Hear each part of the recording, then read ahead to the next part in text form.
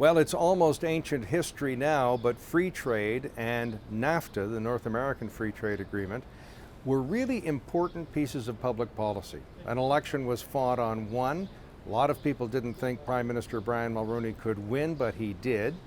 3 million Canadian jobs depended on trade at the time. There were 300 protectionist bills in front of the U.S. Congress, and we had to do something. And by the way, the old cliche that we're hewers of wood and drawers of water, not true anymore. More than 50% of our exports are finished goods. Why not on Throwback Thursday take a look back at free trade, which is still in the news? Free trade, up there with the GST.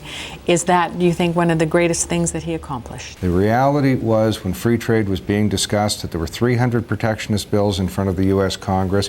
5 million Canadian jobs depended on trade. 83% of our trade was with America, whether we liked it or not. They're our best friends, whether we like it or not. Since the signing of free trade, I think it's up to 86% now. We are a one-day truck ride from 80 million Americans. Trade is going up with America by province, by sector, by every conceivable measure possible.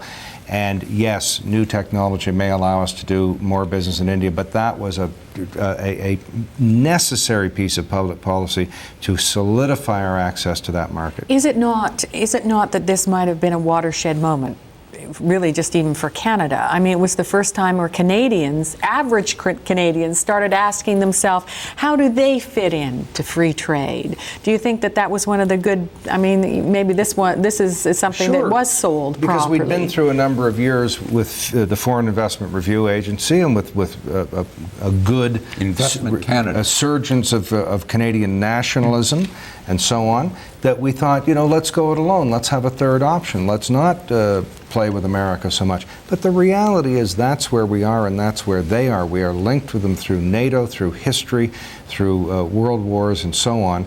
And solidifying that is great. Now, it's a flawed piece of public policy. The average border guard earning triple the minimum wage can stop a truckload of goods or people selling services in the U.S. if he or she feels like it that day. So they are masters of their own domain. But the concept totally took Canada into the future. But don't forget, we don't have free trade among Canadian provinces. That's another missed step in that whole thing. Now, people worry about water and people worry about resources. So there are some elements of free trade. People worry about our culture, and I think that those might be some flaws in that, but basically a necessary policy. Okay, I mean, we were just, of course, talking about free trade leading right into NAFTA. Another legacy, and of course NAFTA now is being debated at every curve and every moment. Missed opportunities. Well, NAFTA was a codification of what already was going on. The average tariff between on a good or service traded with Mexico, I believe, was 2%, and the largest was 20%. We don't have a lot of trade with Mexico, and I don't know whether that's been a success or not. I know it has great promise if we can solidify this trading bloc here and compete effectively with the larger blocs that are developing in the world. That's great, but I'm not aware of great business between Canada and Mexico, so it was fine and perhaps more an American initiative than ours. One thing about the conservatism of Mulroney, though, privatization.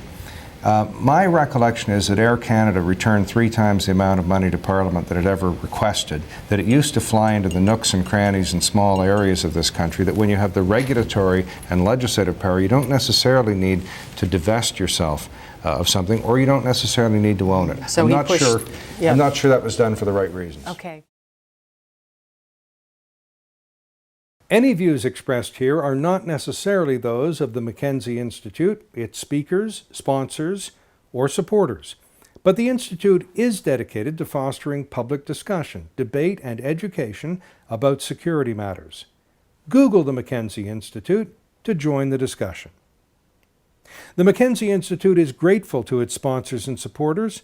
Some of our short pods and long talks are a result of the support of Heathbridge Capital Management Limited, the National Post, and Dundurn Publishing.